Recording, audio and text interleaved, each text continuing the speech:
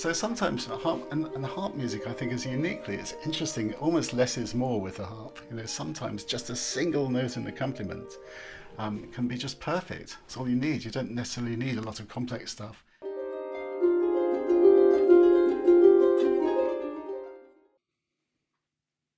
Hi, Mark. How are you doing today? I'm doing fine from very hot and sunny Great Britain. Yes, absolutely.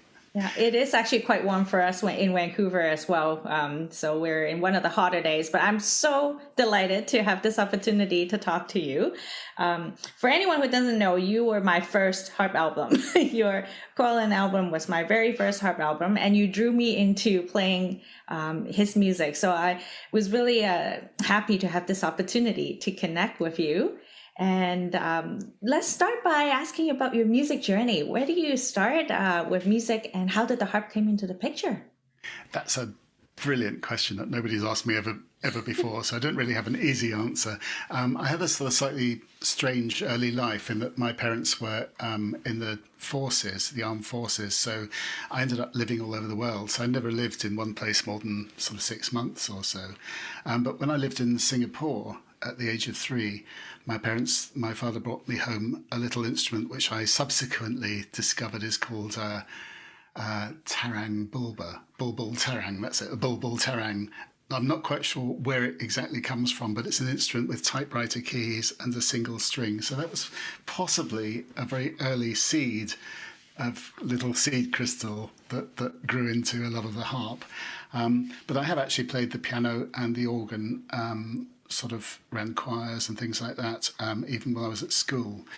And I came to the harp purely by accident because the my girlfriend at the time that I was going out with was working in broadcast. She was a TV camera person, and she was often away sort of late at night on a Saturday. So I'd come up to her place at the weekend and wait for her to come home. And she was learning the harp. So for something to do, I would sit at the harp and sort of, you know, to teach myself to play it effectively. And it sort of worked because not only do I now teach and play the harp, but in fact I still have the harp that I played and indeed the girlfriend. We're now married, so Oh, that's so lovely.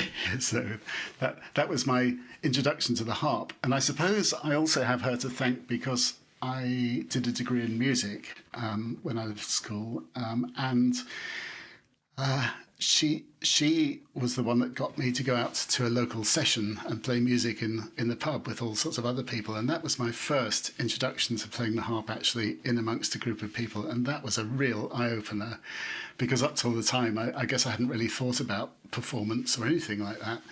And when I got into this pub, I realised there's a whole table full of instruments, and you can't quite tell who's playing and who's listening. And indeed, people swap roles all evening. And I realised that when you're playing this music, it's not written down, and there's a certain way that you play it in certain places. It was just a totally new world to me, and it also fed into my organisation work as well, that whole business about folk culture and how it's different maybe from the normal formal music sort of performance that we might think of when we think of musicians and professional musicians performing on stage. And this other sort of culture in pubs with groups of people playing is something very different. So that was sort of my introduction to the harp, and my introduction to some of the folk composers like Carolan and others as well. Yeah. Well, let's talk about him since you bring it up. And you have an album with his music, and I did not know about his music prior to listening to you play. Actually, I think that I saw a YouTube video of yours, and then it led me to the album.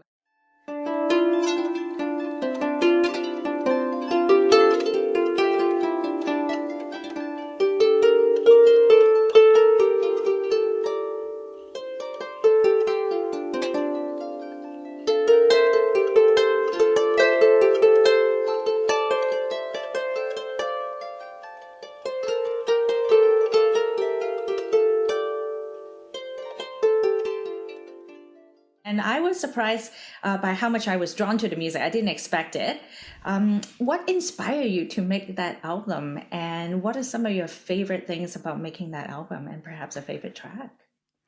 Well, yes, what inspired me? Do you know, I can't sort of remember what inspired me exactly to make that particular album, but I had actually come across, like you, I'd sort of never heard of his music. And my wife got me this book, Carolyn, His Life and Times, which is the book by Donald O'Sullivan, and it's got all the music in it, all the tunes, and lots of text about all the tunes, fascinating stories behind them. But the music is all just melody lines. That's all it is. That's all that really survives of Carolyn's music. And I think in some ways that's perhaps not consciously at the time, but that is actually what's attracted me to his music. Because if I give you an example, if you play Baroque music, Haydn or Handel or Bach or anything like that, people often delve into the music and look for the original sources, of course, and then they might have discussions about historic performance and whether people are playing the music properly, how they're interpreting it. With Carolyn's music, we don't really have any of that because all we have is melodies. So everybody actually makes up their own harmonies. So everybody more or less does their own version of it. And to me, that's what's made it live. That's what sort of made it come alive, because it's we're not arguing about whether somebody wrote an F sharp or whatever harmony that is, or the Baroque performance thing. We literally just say, well, this is my version of it, and your version of it might be totally different. So I have a similar view. If people want to learn my music, say by ear, I'm quite happy if they want to learn it or maybe use my harmonies but modify them, because then it becomes theirs. And that whole process is, I don't think you have to have an ego about it. I think you have to say, this is my version, but actually, it's mine because it's mine, and you can do yours, you can copy me, or you can do yours and make it, carry on living. I think it's actually quite liberating when you think about the fact that you can make it your own, and there's no right or wrong. Absolutely. It frees you from having to be constrained and having to sort of get it right if there is no particular right or wrong. And in terms of the pieces, I guess the Carolyns Dream may have been the video that you saw. It was the first video I ever put on YouTube when YouTube was pretty much new in the United Kingdom. And so that's got well over 1 million views now, which is not a lot considering it's been around a long time, but still. And I did it as a challenge to myself. I wanted to see if I could do something and record it without particularly editing it, and just see if I was being brave enough to put something out on video with whatever mistakes it might have. So that was the reason for putting that one out. And nobody's ever commented on mistakes or anything like that, which is really good. So that was my first one. But my absolute favourite came from somebody who saw that video, and they said, have you ever come across Carolyn's Farewell to Music? And it sounded like a lovely thing. And I looked it up in the book. And the story, which is that apparently on his last night, he called for his harp. He knew he was dying and called for his harp and dictated this melody. And I thought, wow, that's such an amazing thing. If I can play a tiny bit of it, because the melody doesn't really make that much sense. Here's a little bit of what was written.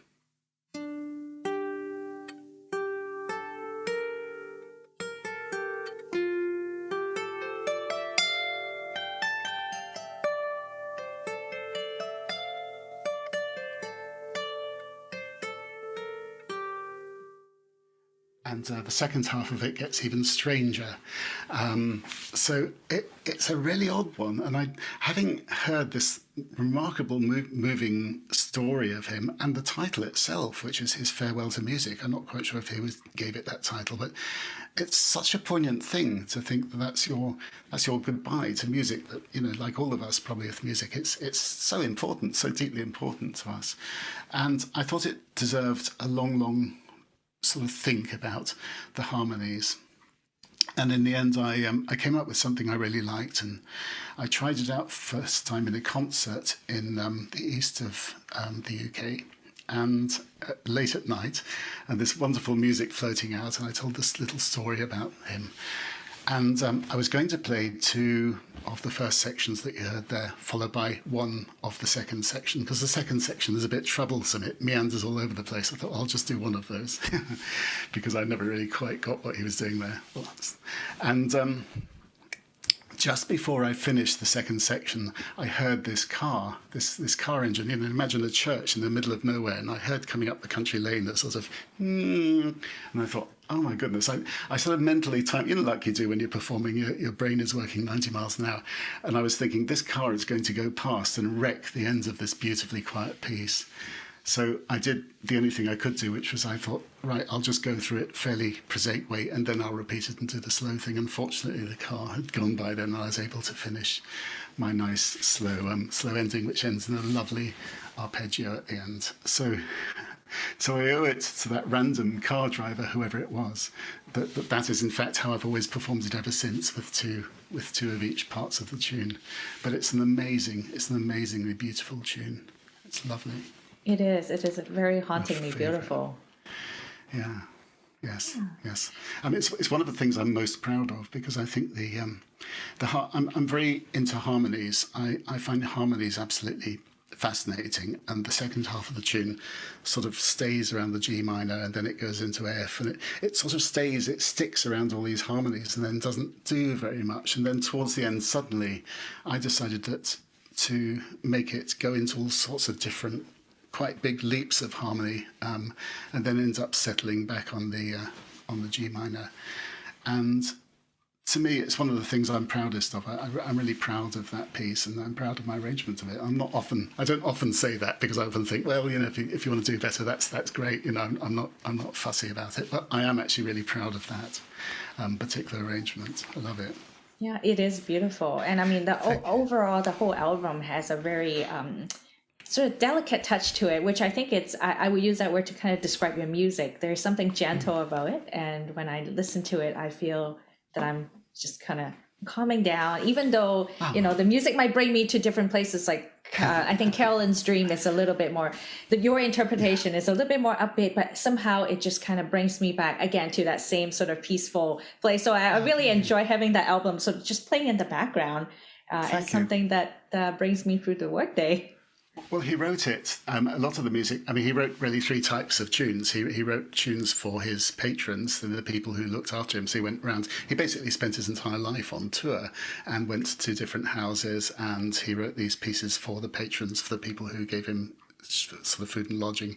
He wrote some, like She Big, She More. He wrote to illustrate fairy tales or folk tales. And he also wrote some which were political in nature, including Carolan's Squirewood's lamentation on the refusal of his halfpenny, which is all about somebody who went to create coinage for Ireland, and then all the coinage was rejected, and he lost lots of money, and that was partly maybe because he was English and the Irish hated him, I don't know. But anyway, that's an entirely political piece, which I only discovered afterwards. But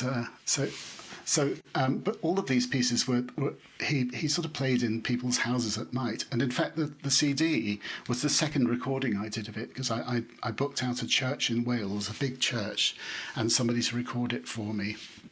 And I spent all day recording the whole CD. And I came back and listened to it, and I thought, this is not actually right. It's a lovely, big, beautiful, resonant church, and it just didn't suit the very intimate atmosphere. So in the end, I recorded it at home. I had a separate little stone building, and I went in there and recorded it at home over several nights. So that was its second iteration, and it was I'm really glad I threw the first one away, even though it was a lot of work to have got that far. I decided to walk away from that and just do it in a way that seemed more authentic. So that's the story of it, which I don't think I've ever told anyone, but that was... So Volume 1 was actually the second attempt, that particular recording. Is there a volume 2 in the plans? I always hate it when people ask me that. The intention, knowing how lazy I am, I thought, well, if I call it Volume 1, I'm going to have to do a Volume 2, but alas, it hasn't worked on me yet. But that was my reason for calling it Volume 1. Maybe I will one day. I've done plenty of the others. I should do, really. I've got a CD's worth. I ought to do it. Yeah, we'll have to keep our eyes peeled. Thank you. Yes, I must do that. Yeah, there you are. I promise I will. There you are. You heard it here first. Well, let's talk about creativity. You have done a lot of work outside of being a musician, which you bring into your work. And as someone that is fascinated by organizational behavior and co-creation and whatnot, when I learn about the different aspect of things that you're doing and bringing together into this one big melting pot. It's a very exciting thing. Tell us about these other things that you're doing alongside with music, and how did they come together? Right. Well, yeah. Thank you. How can I explain this in a really simple way? Well, I worked in broadcast, sort of in sound. So after leaving university and doing music, I then went and did a course in broadcast engineering, as you do, and ended up working in the BBC, which is our big sort of UK broadcaster, and teaching there. And I worked there. I worked in that organisation, either working on sound or teaching sound and latterly TV for about 22 years. And towards the end of the time there, I started to work with outside businesses who wanted to maybe make a TV program or make a radio program and use it as a way of working in teams. And I didn't actually know much about the formal side of teamwork, but I thought it would be a nice thing to do. And that was pretty successful, which is lovely. Then I got involved in qualifications at work, sort of vocational qualifications for all sorts of things, from customer service to management to everything else. And I eventually designed a leadership program for the organisation, for the whole organisation. And I based it on Amazon, the early days of Amazon, the idea that that was one of the first websites where not only did they sell things, but they got people to review things and put the reviews on the site. And that was a really unusual thing to do in the very early days of the web. And I thought, what a lovely idea to get maybe the community to create the content for the program. So I got them to follow things that they found interesting. So rather than me teaching, I'd teach them the basics, and I'd say, go and find something that really intrigues you about leadership and work with somebody across the business and get together so you can find out about each other's areas of work and just go and present something to the rest of us. And they'd go off and present these things back, and they were in ordinary language, but they were really quite extraordinary projects. And they became a bit like the Amazon customer reviews. They became the resource for the future courses. So as well as the formal stuff, the formal teaching, this was sort of more like my folk idea, that you had this sort of folk co-creation of what's really happening out there in ordinary language. And there were things like, how easy it's, one of the projects that struck me was how easy it is to be honest in a big organisation. Really interesting questions that you don't normally see taught. And that program went on to Ashridge Business School. And I ended up teaching on there and met people who were said, you should come on our masters, which I did. And at that point, I started thinking, I should bring my music into this. Never done it. Brought my harp one day, and then we started doing things with music. And that became my dissertation, my research into how can you use music in organisations. So I did that with a lot of different businesses then and afterwards, sort of major airlines, all sorts of people, pharmaceuticals, chemical people, all sorts. Got them to basically improvise stuff. So my wife was doing a lot of work with children's music. And so we had a whole house full of little, wooden frogs and toys and drums and all that. So it wasn't formal music like harp music. It was just anything that made a noise, basically. And I would bring a whole load of these things in and say, so what's your definition of music? What can you do? And what can you do to make it different? We'd start to create a language of music in that particular group. And then I'd get them to illustrate a story, usually a story about a frog and how it was, became bigger and bigger and bigger, and eventually I guess it gets eaten and makes new frogs, not in that order. And I would then get them to look at some of their own businesses, internal issues, problems, difficulties, whatever, successes, and do it but as a piece of music.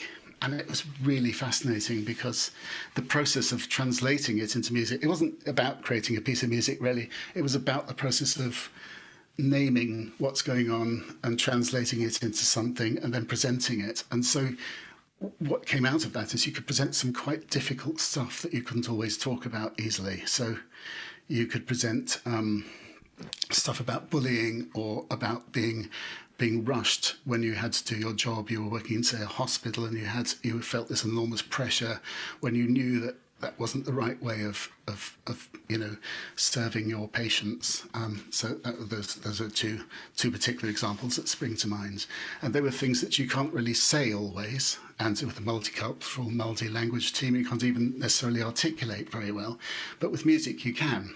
and you can do it in a way that's really safe, and you can look at different ways you could solve it. So you could actually try several ways out. And, it was very successful, slightly wacky, but extremely successful in getting people to just then. The beauty of it was then coming back down and saying, well, so what does that all mean?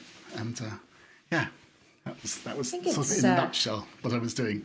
I think it's kind of nice to see that music, we heard about music being a universal language, but I think in what you described there, it really plays out and demonstrate how music can get people to speak in the same sort of platform, if you will. Right. Absolutely. And I'm also hearing that the music is helping people sort of put words into some of the unconscious feeling that perhaps they couldn't put into words very easily. Yeah. Yes, exactly. I mean, it's a fantastic shortcut, actually. We with an airline, I wouldn't mention its name, but they were an airline in Europe that was looking at competitive marketplaces. So I said, well, let's do a marketplace. Let's just do a marketplace in music, and then let's see what happens when some rogue airline comes in and undercuts you. And so they got to be able to play the others, and very quickly they. What surfaced was sort of what happens to the rhythm of a business when something comes in and disrupts it, and what can you do about it as well. And that was some really good stuff, which I think if you had tried to put it in words or run a simulation, I don't think you could have done it as quickly as we did. We did it in literally 10 minutes and just at least surface some really interesting issues straight away, pretty much instantly. That they could then talk about, as opposed to running a simulation or theorizing about it or reading papers. It's a very direct way of working. Yeah, it absolutely transcends is. Words, really. Yeah, and I think that's really a good reason, I think, for anyone to have some connection with music. It is a language on its own, and I think it's a second language that everyone should get their hands into it. Yeah, absolutely. Now, you have done also some pretty interesting projects and research, and one of them is called Early Start Music by Heart. And I was reading a little bit about it on your website, and I was really intrigued by it. Tell us about the project, and what are some of the key takeaways from that work? Right, thank you. Well, Early Start Music by Heart came from just an idea, really. We have like everywhere you live, there's always a hospital near you. And I was particularly interested in whether I just thought it'd be really nice to take the harp into a hospital somewhere. I was literally as unfocused as that. I thought it'd be really nice to play to people, maybe. And there was also potentially some funding going on with people who are sort of young people who are maybe at risk or who needed some sort of art project. And so my wife and I went to the local hospital in Gloucester, to the Neonatal Unit, actually, as we knew somebody there, and suggested, I said, at this point, I'd just love to come in and play some harp music, but I'm not quite sure how it would work. And she said, well, we love the idea. If you're happy to, we'd be very happy for you to base this project around us. And that was great. And then I wrote up the project and went to work with some people who do a similar thing with children with hospitals in the north of England.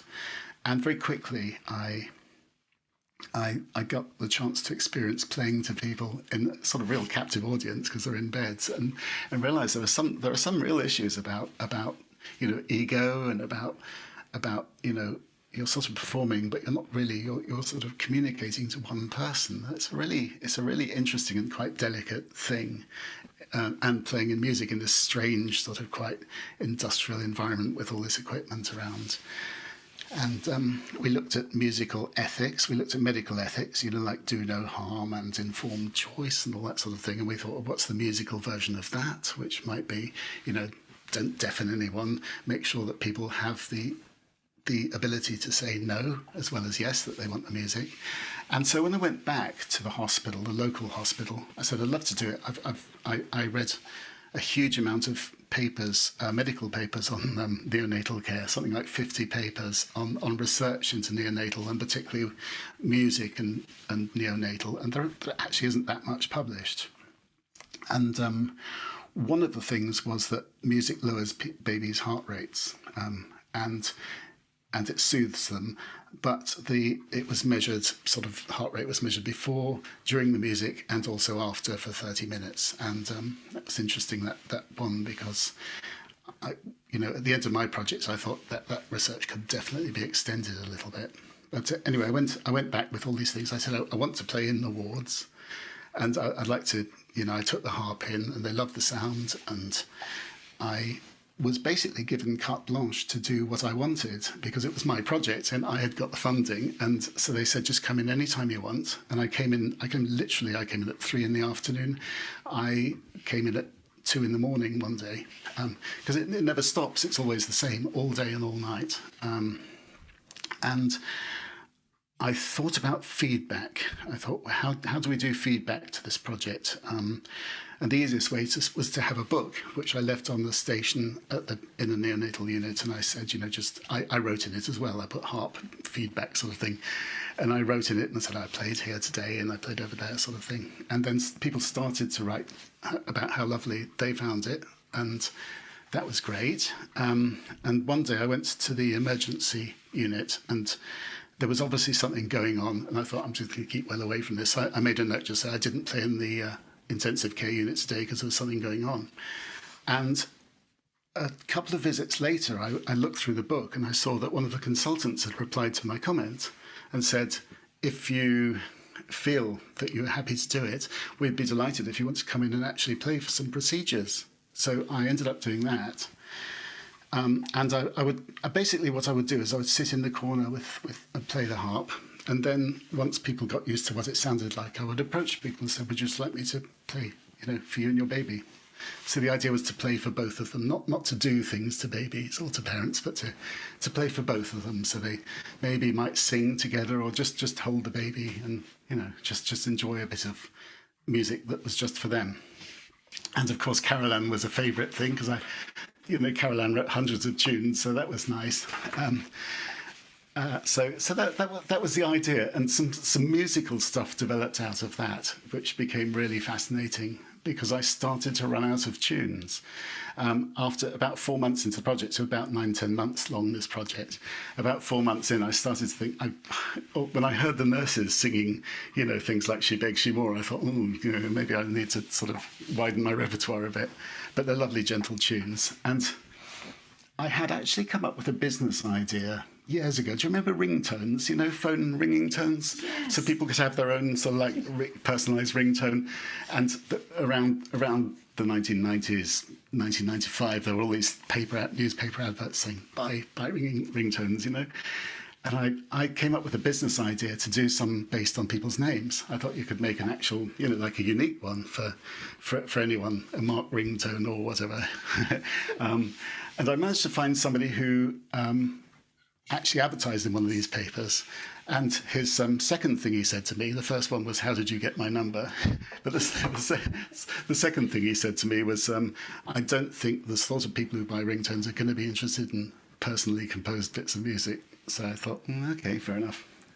He's in the industry, he knows what he's talking about. So I shelved the idea, and then I realised that I had the perfect way of writing music for these babies, because they all have names.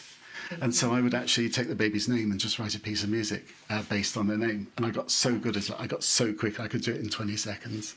I could do it really, really quickly. And so I ended up writing hundreds of these bits of music, which so I sort of became like a modern day. I thought, well, I'm channeling Carolan now.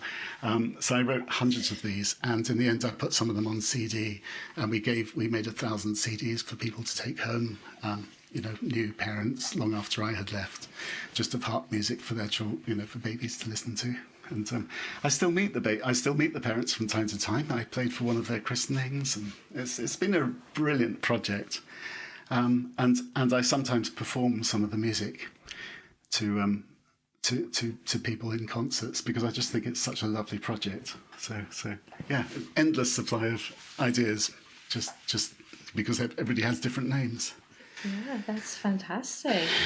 And if we're not convinced yet, if you're watching this and you're not convinced that everyone should learn music, Mark, tell us about why music can be so important for anyone of any age. What is your opinion on this? I think it sort of comes down to one of the things that I think I would love. If I had have done the hospital project a second time, which alas I didn't, but I would love to. I still would love to. One of the things I would love to do is to understand what it is about music that works so well, say, in a hospital. And I think one of the things is about the sense of time, because music is unlike most other art forms. And in fact, you can take a picture and put it on the wall, but you can't do that in a hospital because of the infection. Have to have the sterile atmosphere. And music is anyway different from a picture. A picture is a static thing that you can enjoy looking at and then you move on. Music sort of unfolds in time, so that's a bit different. And I think there's something about that, how it holds you for the duration of that piece. It demands your concentration, and you start, if you're like me, you start to hear structures and you think, oh, that's very interesting. That's a little bit like the bit earlier. That's how I listen, and just it's something that's based on time, which is so different from a lot of the other things that we can enjoy or even create ourselves, because we can make up tunes ourselves. We can just hum them to ourselves as we go around. We don't have to even have an instrument. Yeah. So I think that's what makes it special. It's a medium which works in time, and it's thinking back to my organisational work. It's also something that many people can join in with. So a lot of people can contribute together to something that will probably be something that's unique for that particular time and that particular group of people. Absolutely. So to me, it's about creating bits of music.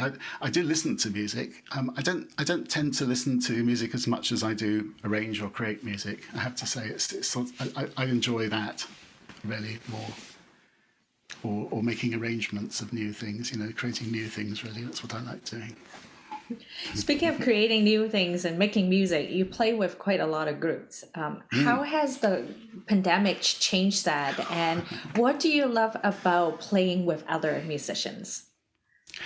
I have to say, I think if anybody is any sort of musician, I would absolutely say that's an important thing to do, because when you can be quite self-indulgent, and people sometimes, they'll see a guitarist and say, oh, they play in the bedroom, because it's the bedroom player, because actually you can tell when somebody is used to playing with other musicians, it's an entirely different thing, because everybody has a joint responsibility to make it work. And if you're doing a jam session where you're actually just sort of making up stuff, then even the act of not playing will also alter the texture of the whole music being produced. So it's a much more collaborative process. So I think it takes us outside of ourselves and makes us see, connect with other musical intelligences, if you like. So I think that's also I think the rhythm is important, because if you get a rhythm wrong and if you fall over because you don't quite get it, nobody's going to stop for you. They're not going to stop and take prisoners. They're just going to have left you behind. So you just it's a very different way of working. So, for example, I accompany a lot of choirs, and I've quickly discovered that that's really important for get the rhythm strong and get the accompaniment so people can rely on you. So that's a little bit of a different way of doing music. But, so there's always other people involved, though, whatever you're doing, unless you're playing for yourself, So during the pandemic, one of my harp students is also a really, really good singer. And in fact, I am also in a choir with her.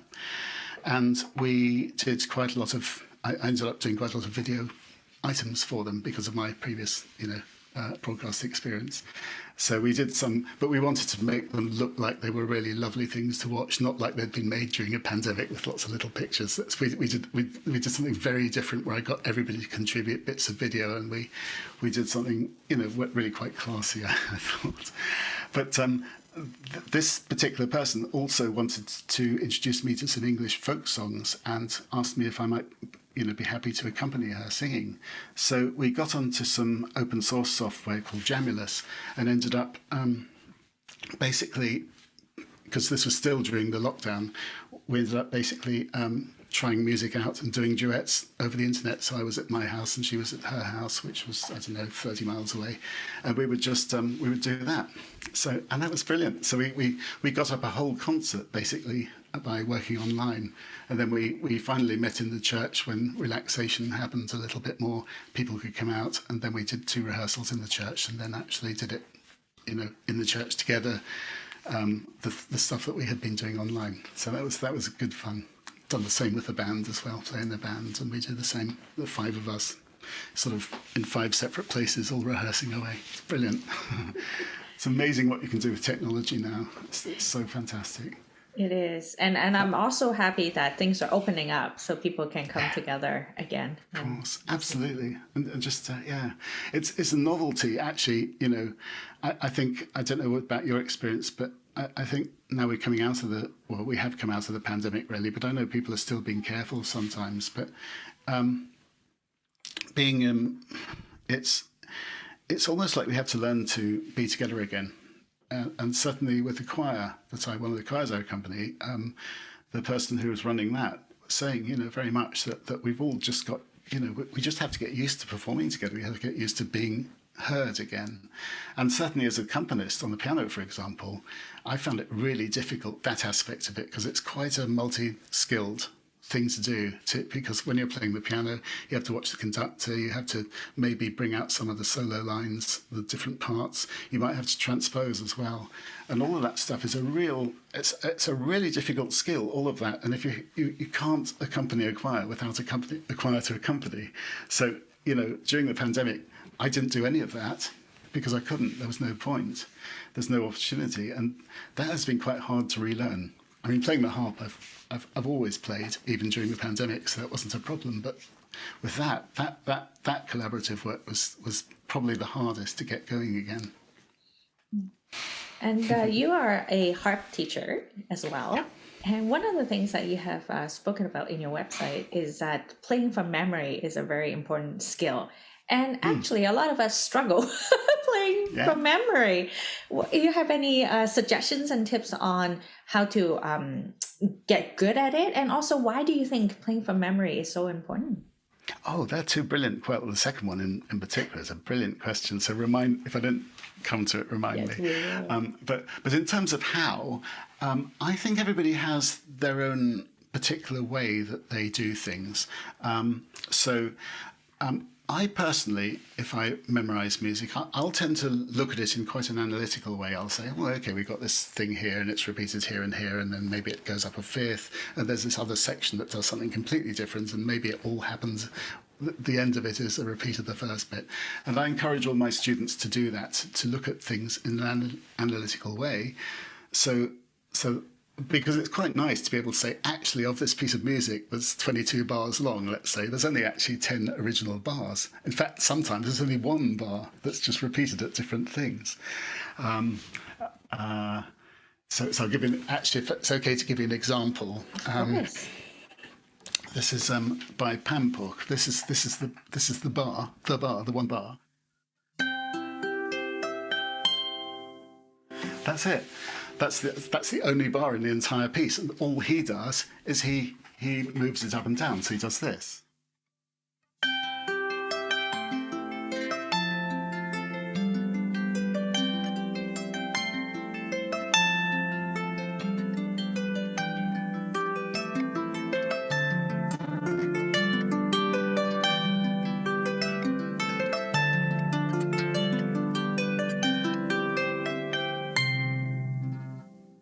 So the only thing we have to remember really is where the thing goes.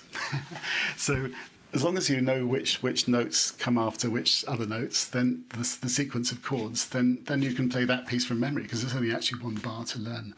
And I've taught a few people that tune, and I quite often do it by ear. Actually, we quite often don't use music at all, notation. But for those people who like the notation, some people will write down the notes. Some people write down the chords actually and make the lower ones lower down, and so that you got the shape of the different harmonies, which is a really nice idea. So some people do, but in terms of so I do it analytically.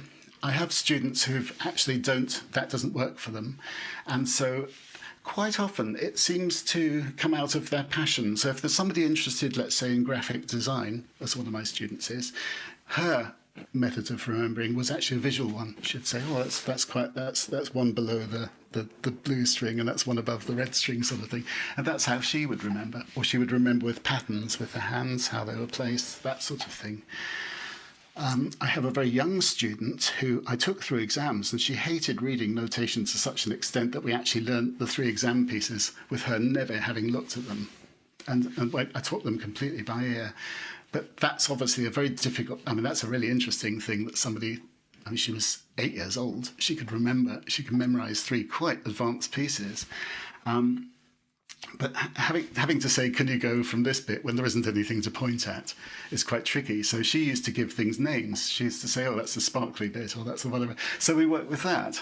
And there's somebody else who, So there's somebody else I teach who's into poetry. So we look at structure and that sort of minds, and maybe look at words and how music relates to words. Might do tactile thing.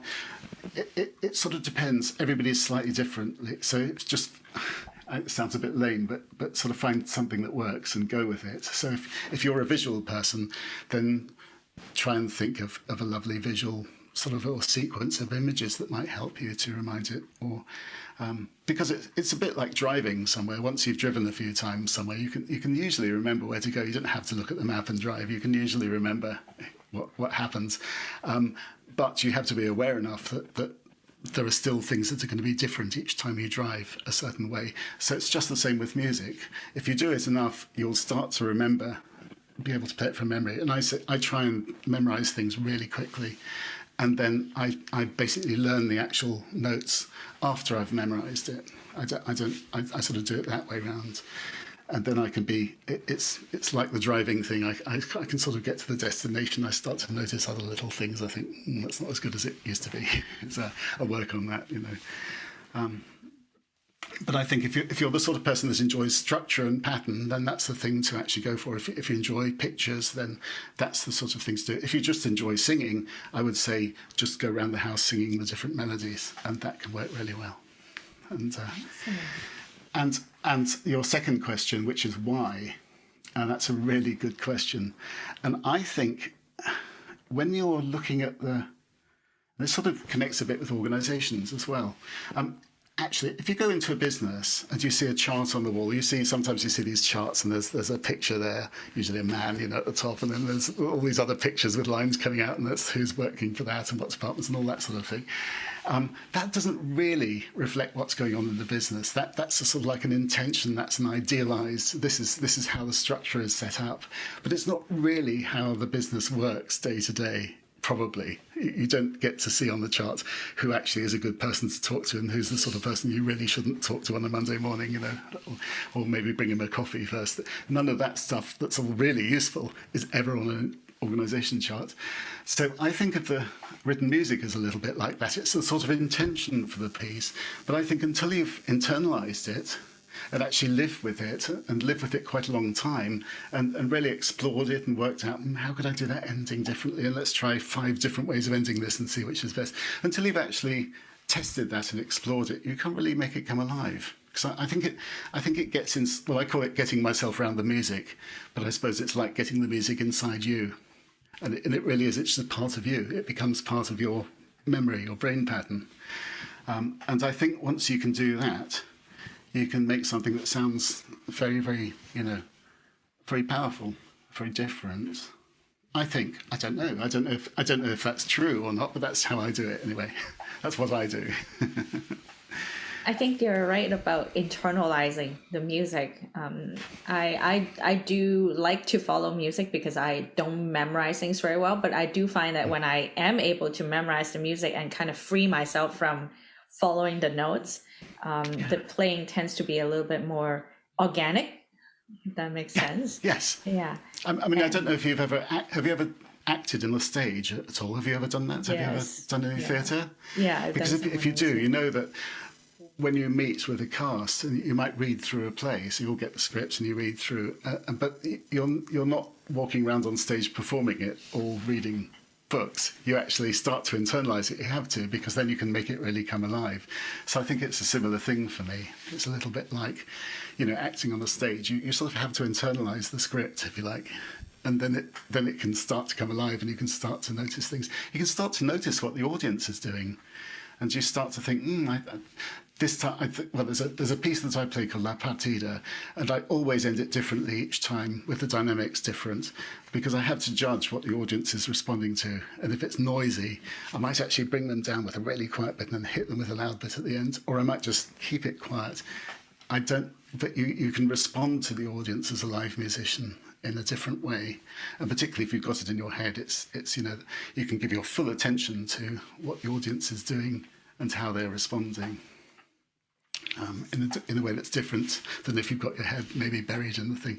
Plus, I actually just think it looks nicer not having music in front of you. Seems to be a little bit of a barrier somehow. Yeah, a lot of people put a lot of work trying to figure out where to put the music stand so it's not in the way. So I guess the best way is to eliminate it. Eliminate it. I had to say, before I get called out for the world's best hypocrite award, I do actually use music. I mean, I have an iPad over there, a big one that I bought for my choir work, because I think if I'm accompanying a choir, I have to actually, I can't afford to actually make a slip up, and I need to really work in a different way. So it's not that I never play from music, but I just wouldn't, if I was doing a solo concert, I would never use music. Because once if you play in public, just try it. If you're the sort of person who's never memorized or played anything from memory in public, I would just say, just try it once. You know, just say to your audience, I'm just going to try this one from memory. I've never tried this before. And people warm to that, you know. And if you crash and burn, then they'll forgive you, but I'm sure you won't. Yeah. So I would say that to anyone who's thinking about whether they dare play in public from memory. Just, you know, if you think you can, unless you really cannot memorize something, and some people do really, you know, find it difficult, then, you know, just give it a go. Yeah. And you'll be surprised how it works. I think it will be a very interesting experiment. I'll have to try that next time. Oh, yeah, honestly do. That's exactly how I did it. I used to play from music in concerts, and then one day I thought, this is just silly. I won't even take my running order with me. I will just do it. And it was fine. I just rely on myself. We come to rely on the technology, like the equivalent of relying on the sat nav instead of noticing the road. And I think it's the same with music. I think you don't have to rely on the notation. If you can avoid it, I think it can just give you a richer connection with what's going on around you. Okay. I'll give that a shot next time I'm playing. I'll let you know how it goes. I was going to say, I always think nobody dies, really. For the, you know. No, and you know what? The audience are actually more forgiving than we like to imagine. They really are. They really are. Yeah, absolutely. Yeah. Yeah. Tell us about learning by ear, because most of us are used to learning by following a sheet music, and a lot of people are showing an interest in learning by ear. What does that look like? I can only really answer for me. I do sometimes teach people by ear, and I tend to do it phrase by phrase. So we'll just do a phrase, and we'll sort of, when they've got that, we'll try the next phrase, and then we'll try joining them together. And a lot of choirs do the same. People who train choirs will often get them to learn something by ear, because not everyone reads music.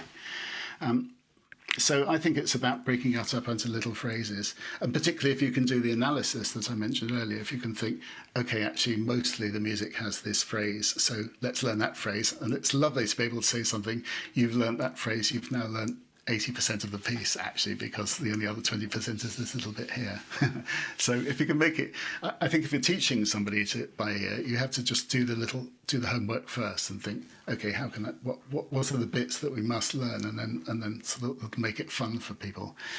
If you're actually learning stuff by ear, I think, if I'm learning something by ear, sometimes I'll slow it down. I'll use software and slow it down. So sometimes when stuff is very, very fast, you just have to do that. But quite often, what I personally find works for me is, once I've got something mostly by ear, I will record it. And then if I have the music to look at, I'll record it without the music, and then have a look at it and just see where I'm going wrong, and do little markings where I'm going wrong. So if I'm doing something where I absolutely have to get it as accurate as I can, that's how I will do it. I'll record it and listen back. So we've all got phones, you know, that are just brilliant for that sort of thing. So I think definitely that's the sort of technology we can use a lot, you know, recording and playing back to ourselves. So it's really good. Yeah. And you teach quite a lot of adult harp learners now. And do you teach online as well as in person? Mostly online, actually. Since COVID, it's been mostly online. And I have, in fact, the student who I've also done the singing with. She lives quite a way away, and she used to come for an hour lesson every few weeks, which is sort of better if it's smaller but regular. And since we started doing it online, we've stayed doing that. So because she can do a half an hour lesson every week, and it's much easier because you can switch the thing on, have the lesson, and then switch off. So it's really nice. You don't have to travel anywhere, and it's really good. I think it's really good in one particular way, which I don't think I've heard anyone else mention, which is that if somebody's working on something, we might concentrate on just one thing, like I was doing the other day with somebody, all the way through a lesson. And then quite often I'll suggest that they spend the next 10 minutes after we finish just playing that for themselves. So they don't go away from the lesson and just pack up and then not think about it for days. They actually carry on for a few minutes. And that's very difficult to do if you've got to get into a car and drive somewhere, drive home. But I have actually got somebody that, there is somebody who's doing an exam in October, and she's coming to me for a few physical, sort of lessons as well, because we can do things like sight reading and ear tests, which are quite difficult on Zoom. Zoom does some things, very strange things to rhythms, and you can't all work with the delay. Sometimes it doesn't work very well on Zoom. So sometimes you have to do a live lesson if there's certain aspects like rhythm or recognition that you have to do in real time, face to face, or if you just want to look at how somebody's sitting at the instrument or something like that. Yeah. Tell us about yourself as a teacher, and for those who are interested in learning from you, how can they get in touch with you? Okay, well, the way to get in touch with me is just, I have a teaching website, which is just my name, which is markharmer, markharmer.uk. There's no .co or anything, just markharmer.uk. And you can see some of my philosophy, and I've got a few little video examples of exercises. And I've also got some of the music I've arranged. I don't write very much actual in notations. I find it a really painful, slow process, but I wrote a piece in lockdown and I've shared that, so that's quite fun. I'll often do a video and share a score, so I've got a few things for sale, but that's the best way to contact me. And in terms, the other question was what sort of how would you describe yourself as a teacher? What's your approach towards teaching harp? Well, as you probably guessed from this conversation, I'm not the sort of person that comes and says you must do this way. I'm really interested in letting people experiment, and I guess at the end of the day, and my overriding principle is that I should be able to make myself redundant as a teacher. In other words, it's not for me to have somebody relying on me for years.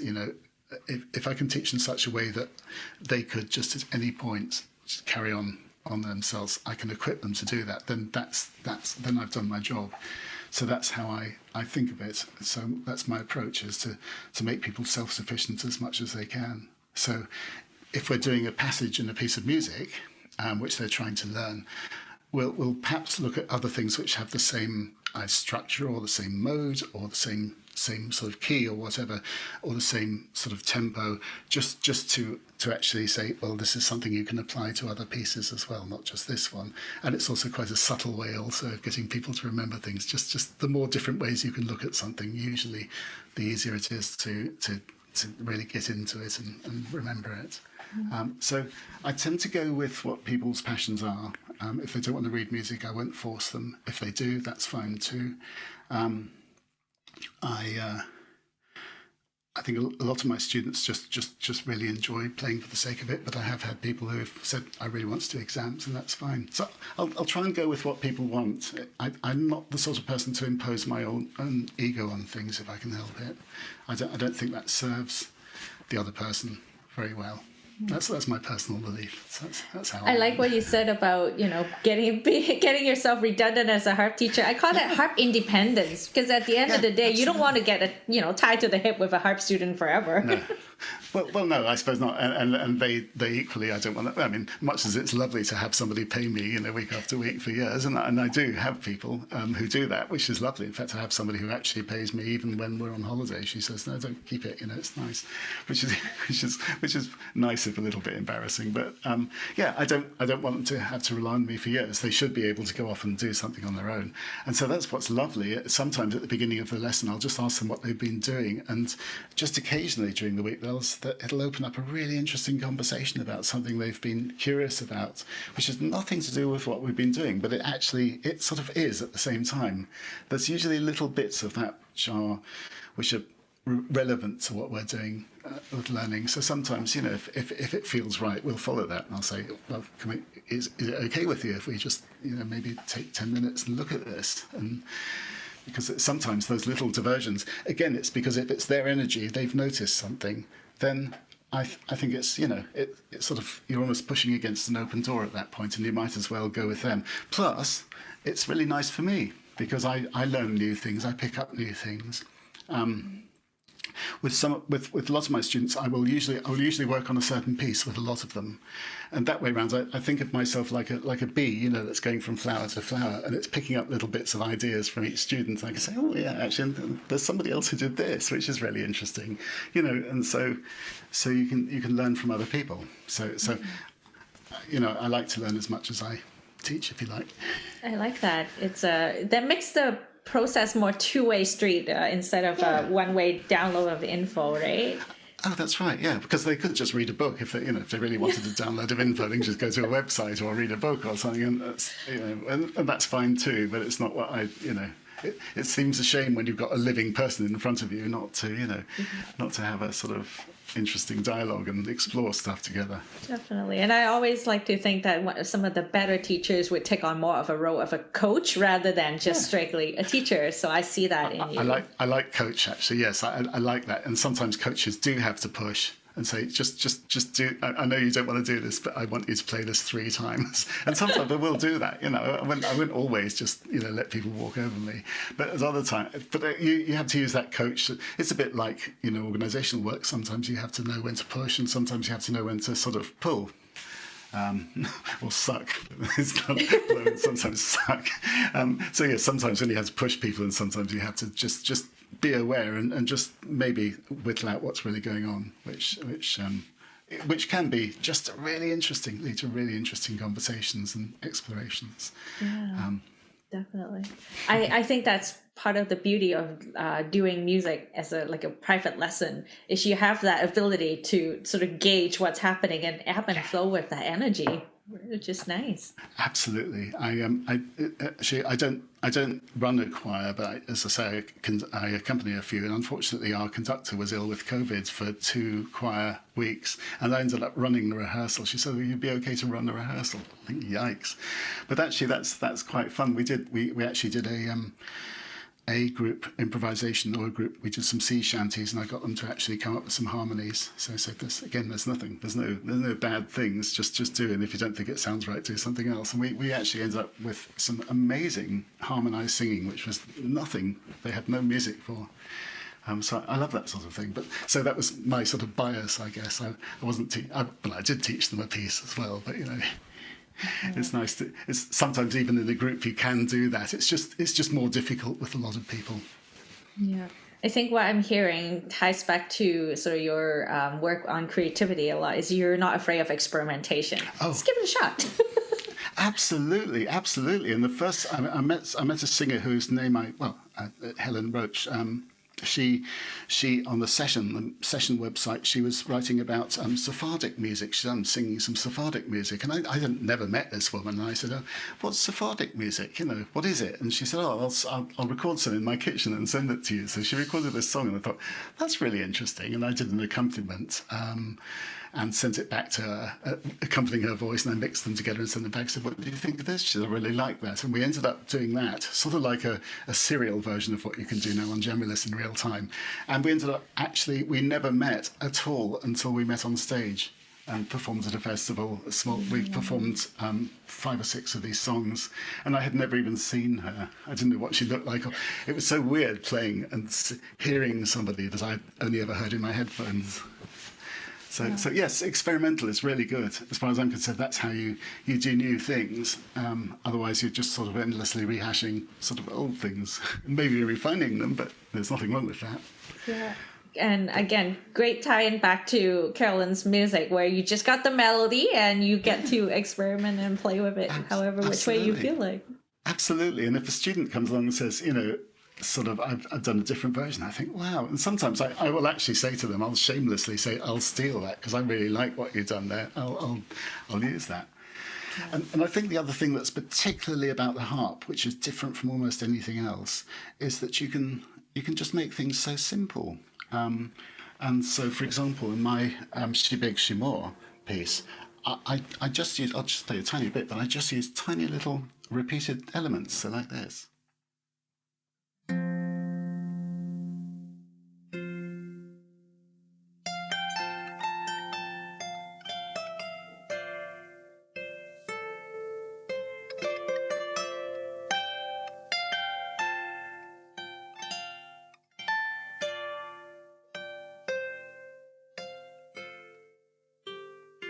And so on. So it's just endlessly repeating this thing all the way through, And so sometimes harp and the harp music, I think, it's interesting. Almost less is more with the harp. Sometimes just a single note in accompaniment can be just perfect. It's all you need. You don't necessarily need a lot of complex stuff. And I think if I were doing Carolyns Journey CD again, or maybe when I do part 2, volume 2. The one thing I might change, I always play my arrangements the same way as I did back then. Once I've arranged it, that sort of is how it sticks with me. But I think if I were doing a new arrangement, I would make them simpler. As I think as the more experience I get, the more I realise it's almost like, what can you remove and still have it work? It's like an IKEA wardrobe. When you build an IKEA wardrobe and you have 5 bits left over, I think it's like that. But, could I remove another 7 bits and a strange hexagonal thing with some name with lots of umlauts? Could I remove that, and would the wardrobe still stand? And it's the same with a piece of music. What bits can I take out and leave with something amazing that works, that stands on its own? I love that. I would love to see volume 2 now. You got me very intrigued. And exactly. I love that thinking about, how much you can remove and still make it stand. Because we're always obsessed with what can we do new and more and all that sort of thing. But actually, what can we do that's really old maybe, and actually less of? What can we what can we remove? Almost like a sort of ecological thing, like reducing and reusing and recycling. It's almost that. Can we just make a really beautiful thing out of something that's almost got no elements at all? And the harp is really good for that, I feel like. It really is. It really is. And I see you've got a beautiful one. You've got a Dusty Strings, haven't you? I do. Yeah, they're just amazing. And the sustain is just so beautiful in them. Just such a lovely, lovely instrument. Yeah. And I have to agree. Some of the more beautiful music that I have played tends to be the ones that are fairly simple but intriguing. Yes, in its own exactly, way. exactly. And intriguing harmonies, intriguing rhythms, and you can do that with very, very small resources. And plus, the other big plus I love about the harp is that you cuddle it. You sort of cuddle it. It's very huggable. It is. It's lovely. It's fab. Yeah. Whereas everything else sort of seems somehow outside you in a different, not connected in such a way. Yeah. It's a bit like cello players. I must feel the same way. They're sort of cuddling this instrument, Yeah. And I have to say, the visual impact of watching someone playing the harp is very appealing to the eye. The way that your hands are working the strings you don't see it in the piano or anything like that. I suppose that's right. Yes, I mean, and it's a really simple instrument when you think about it. It's just there's almost nothing to it. I might just add a little rider. It's something I haven't talked about really at all, which is that I'm also part of something called the Lyre Ensemble. It's a story. It comes from somebody who saw an item on the news about the looting of the Baghdad Museum, and the gold. There was a gold lyre that was dug up, was taken up out of the ground from a mass grave 4,000 years ago. And it was put in the museum. It's covered in gold, and then it was looted during the First Gulf War. And he saw this story and he thought, would it be really interesting to actually reconstruct it and to create, completely with authentic materials and just see what it sounded like. And so he did. He said, that's what I'm going to do. And he managed to get 50 kilograms of gold, which I held. I've actually held it like a huge gold toilet roll. It's amazing. And he got people to go into the desert outside Mosul and pick up rocks. And he got lapis lazuli, and he got people to carve things. And he built this instrument, which is actually about, if it's on the floor, it's about 2 meters tall. It's an amazing thing. And I ended up in this performing group playing this thing, playing reconstructed music with a singer called Steph Connor. And we've performed live on radio and in London, and we're just playing this instrument, which just looks like something out of Indiana Jones. Then you see these fantastic stuff they discover full of gold. That's what this thing is. It's covered in gold. It's just amazing. But it's only got 8 strings. And I thought, wow, what can you do with something with 8 strings? That's rubbish. You need at least 34. And actually you can, because if you have 8 strings, you again have that limitation. You're taking away a lot of possibilities, but you're also thinking, well, what could I do? I can do, special effects. I can do rhythms. You can still do all of that, sort of insistent rhythms and things, and that's what we did. And it just, when you listen to it, you just never think, thing hasn't got enough strings. You just don't think that, because it just works so well. So yeah, that was a bit of an education for me as well. Wow. So. Fascinating. And I like the idea of sort of being limited before you become limitless. Phil Hansen, one of the artists, has said that in his TED Talk. And I think what you said there was just a perfect example. Extreme. What can you do with it and make it? Yeah, absolutely. Yeah. Force yourself to write a piece with 8 notes. You can still tune. I mean, you can still tune the strings differently. And that taught me a little bit. I think, well, I could do that with my harp. I could tune some of the strings to different pitches and do things that I'd never thought of before. And so the limit that this harp has levers instead of pedals, for me, it's really important. I love that. I love the limitation, because I think, well, what could I do? Could I do really strange, interesting scales and stuff and harmonies that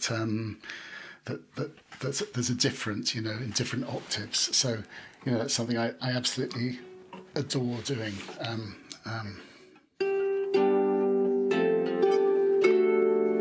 So you can have these sort of different, which on a pedal harp you'd have to move a pedal to do that, to get an F natural and an F sharp. But in the lever harp you just do one F sharp and one F natural and just avoid playing that one. So you can do all sorts of interesting stuff, and just work with the limitations you have. And I love it. In fact, I had a pedal harp and I didn't play it for 3 years and sold it again. I never touched the thing. I just thought, I don't like it. Yeah.